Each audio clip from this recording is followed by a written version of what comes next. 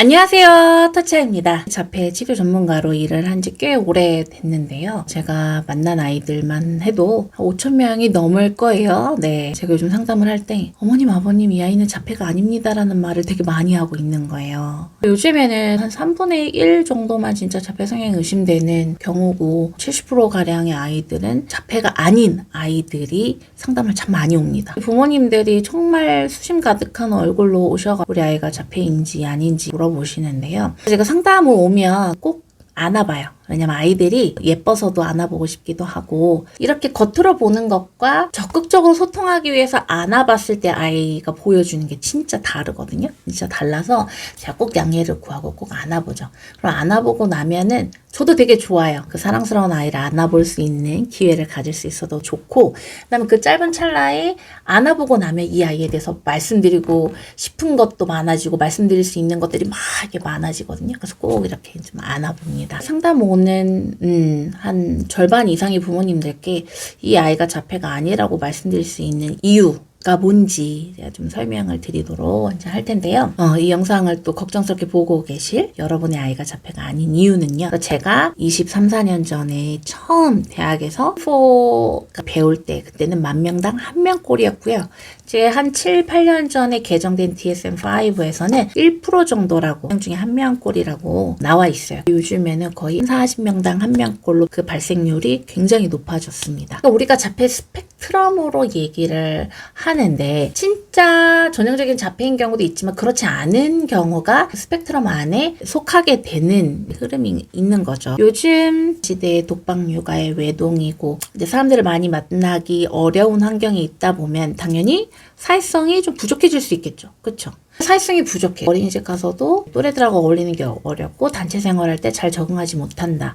이런 사회성 부족의 모습이 있을 때 사회성 부족은 진단명이 없어요. 우리가 뭔가 치료를 받거나 도움이 필요할 때 진단명이 있어야 지원을 받는 경우가 있고, 그쵸? 보험사에 실비 청구할 때도 그렇잖아요. 근데 사회성 부족은 어때요? 진단명이 없어요. 그래서 그나마 비슷한 부분들이 있는 자폐 스펙트럼의 큰 범주 안에는 속할 수 있기 때문에 자폐 스펙트럼으로 진단되는 아이들이 요즘 더 많아졌습니다. 사회성이 부족한 아이들이 많아졌기 때문에. 우리 아이가 진짜 자폐인지 사회성이 그냥 부족해서 유사한 모습이 보이는 건지는 정확히 알 수는 없지만 우리 아이가 일단은 사회성이 부족한 게 맞죠. 왜냐면 혼자 노는 시간 많았고 사람들하고 어울릴 기회가 적었으면 당연히 사회성 부족인 거죠. 그래서 이 사회성 부족을 너무 빨리 섣불리 자폐로 진단 내리기보다는 자기가 아직 보여주지 않는 그런 사회적인 소통 능력을 키울 기회를 일단 제공을 좀 해야죠. 놀아봐야 놀 줄 알고 놀고자 움직입니다. 근데 혼자 노는 게 익숙했고 계속 혼자 놀도록 하면 아이가 자신의 소통 능력을 키울 기회가 당연히 줄어들게 되죠. 자폐의 가장 전형적인 특징은 의사소통 기술이 부족하다. 라는 상호작용 활발하지 않고 이제 뭐 이런 특징들이 있는데, 그럼 의사소통 기술이 좋으려면 자꾸 소통할 기회가 많아야 되거든요. 근데 아이는 계속 혼자 노는 게 익숙하니까 또 혼자 놀게 하고 자폐인 것 같으니까 그냥 자기 편한 대로 두고, 그러면 언제 소통의 능력을 키울 기회가 생겨요? 안 생기잖아요. 아이들은 자기 안에 있는 능력들을 자꾸 꺼내 써야지 그 부분들이 더 키워지는 거잖아요. 그쵸? 상담 오면 부모님들이 이런 얘기를 많이 하세요. 원래 낯선 사람 잘 안 보는데 대표님을 되게 잘 보네요. 오늘은 이상하게 좀 더 많이 움직이고 엄마 아빠한테도 잘 오고 눈도 더 보는 것 같네요. 이렇게 얘기하시는 부모님들 많아요. 왜냐? 제가 상담을 하면 일단은 막 웃어줍니다. 소통 쉽게끔 반겨주고 웃어주고 밝은 미소 보여주면 아이들이 조금 더 소통하려는 시도가 나와요. 그리고 아이를 이제 안죠. 그러면 안으면서 서로에게 친밀감이 생기고 신뢰감이 생기면서 그런 신뢰감과 친밀감 통해서 이 공간에 대한 적응이 빨리 이루어지고 뭔가 더 소통하고자 하려는 움직임이 생깁니다. 시선을 보고 듣고 더 생각하고 더 여기를 막 움직이려고 하고 이렇게 되거든요. 이 아이가 자폐라고 아니라고 얘기하는 이유 중에 또 하나가 아직 안 보여준 거예요. 지금 갖고 있는 모습은 혼자는 시간이 많았으니까 사람들하고 소통하면서 필요한 모습들을 아직 보여줄 필요가 없었던 거예요. 아직 안 보여준 모습이 많은데 그 모습을 가지고 자폐라고 너무 섣불리 판단하는 거는 그거는 되게 잘못된 판단이겠죠. 그리고 요즘은 아이의 행동을 치면 까치발 치면 바로 자폐 연관 검색어 나오고 또 뭐 손을 본다 그럼 또 자폐 연관 검색어 나오잖아요. 요즘에는 정보들이 많은데 대부분의 정보를 만든 사람들은 어때요? 당신의 아이가 자폐 성향이 있습니까? 빨리 여기 와서 치료받으세요. 빨리 여기 와서 무슨 약을 먹으세요. 이렇게 상업적인 목적을 가지고 글을 쓰는 사람들이 사실 많습니다. 그러면 그 사람들은 그런 유사한 모습만 봐도 자폐일 수 있다라는 불안감, 위기의식을 되게 많이 이제 제공을 하게 될 수밖에 없어요. 부모님은 불안하니까 어때요? 그 행동만 보겠죠. 이거 자폐인가? 아닌 것 같기도 하고 자폐 성향이라고 얘기를 하는데 모방을 직각 모방이 안 되면은 지연 모방이 있어도 그건 다 자폐라고? 그럼 이제 그것만 보이는 거예요. 그러면 그렇게 보면 다 그렇게 보입니다. 무슨 말인지 아시죠? 자폐인가 의심하고 보면 다 그렇게 보여요.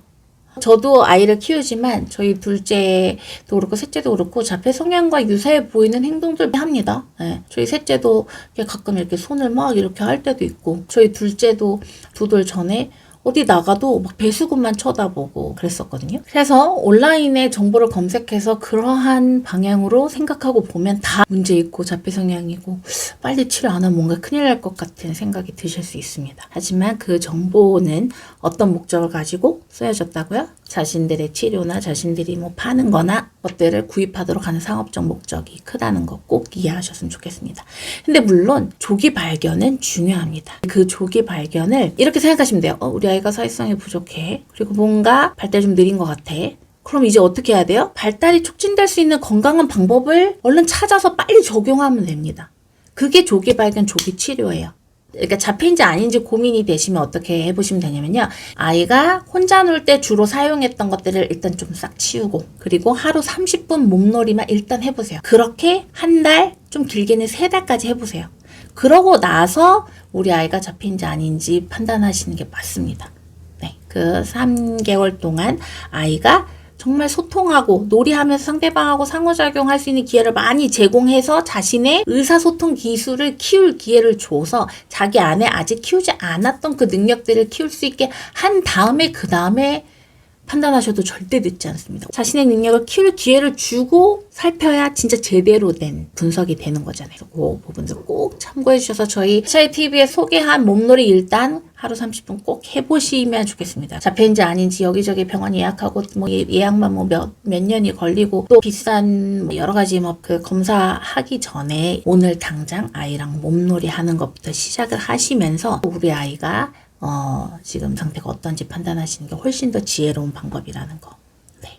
우리 아이가 아직 어린데 그런 것 같기도 하고 아닌 것 같다. 그럼 일단 자폐란 단어를 살짝 지우셔요. 살짝 지우고 경험은 부족한 부분들이 분명히 있구나. 그 경험을 늘려줘야겠다. 라고 해서 한 3개월을 열심히 그 건강한 경험을 키워주시면 됩니다. 그 경험은 뭐예요? 많이 움직이고 많이 놀고 많이 접촉하는 거. 꼭 기억해 주시기를 부탁드립니다. 여러분의 아이가 자폐가 아니라고 제가 말씀드릴 수 있는 이유에 대해서 말씀드렸고 물론 각각의 아이들을 제가 직접 만나보면 또 도움이 되겠지만 직접 오실 수 있는 분은 상담 예약하셔서 오시고 그렇지 않은 분들은 온라인으로도 제가 영상을 분석해서 말씀드릴 수가 있습니다. 아이의 표정 하나 손짓 하나 움직임 반응을 보면은 잘 말씀드릴 수가 있어요. 그래서 해외 거주하고 계시거나 좀 멀리 다른 지역에 계신 분들은 온라인 상담을 신청하시거나 온라인 코칭을 신청하시면은 지금 우리 아이의 모습을 훨씬 더 명쾌하게 얘기를 들으시고 우리 아이의 가능성을 키워줄 수 있는 방법도 정말 실질적이고 실천 가능한 방법으로 제안해 드릴 테니까요. 걱정 불안을 조금 내려놓으시고 제가 말씀드리는 방향으로 꼭 움직여 보셨으면 좋겠습니다. 어떻게 움직여야 돼요? 몸놀이 하셔야죠. 네. 네, 그럼 이번 영상도 도움이 되셨길 바라고요. 좋아요, 구독 부탁드리고 전 다음 영상 통해서 찾아뵙도록 하겠습니다. 감사합니다.